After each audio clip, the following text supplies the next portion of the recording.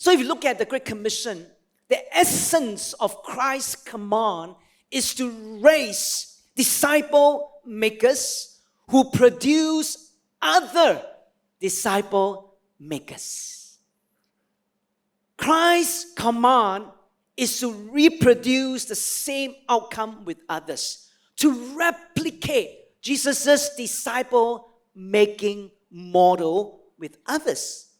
So the emphasis here on the Great Commission is on raising disciple makers who produce disciple makers. And Apostle Paul had the same concept of generational disciple making, where he instructed Timothy with this in 2 Timothy 2:2. And Paul wrote this to Timothy saying this, "And what you have heard from me in the presence of many witnesses, entrust to faithful men who will be able to teach others also."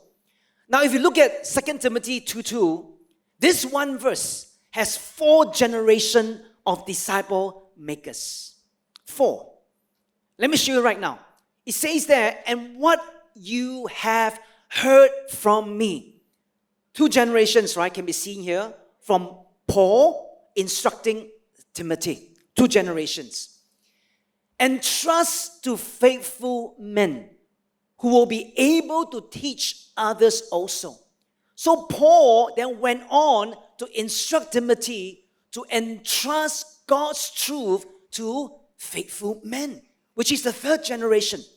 And then these faithful men would teach others, forming the 4th generation of disciple makers. If you look at it right now, you can understand the heart of disciple making.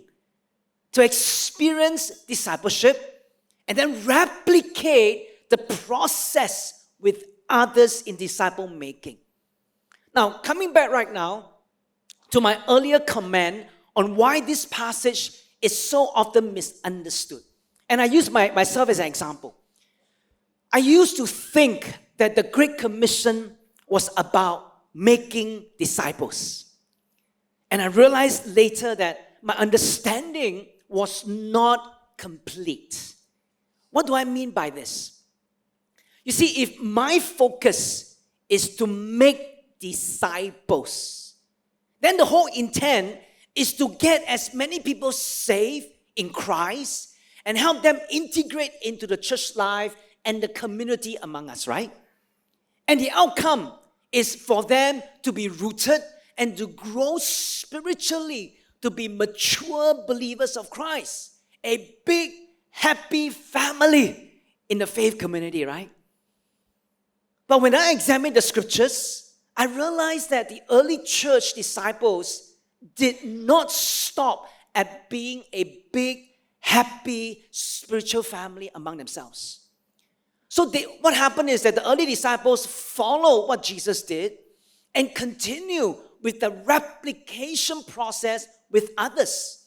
And this replication process of disciple making was very, very simple. You read the Gospels and you can see it. The disciples reach out to pre-believers, led them to Christ, and then disciple them to be disciple makers. And then they didn't end there. And then they released them to do the same with others. So my previous wrong thinking or incomplete thinking was to stop short at making disciples through my ministry without releasing my disciples to become disciple makers. I was so happy, right, to see my disciples growing under my care. I felt important and needed because I was contributing to their spiritual growth. However, I realized the process was not complete until my disciples become disciple makers.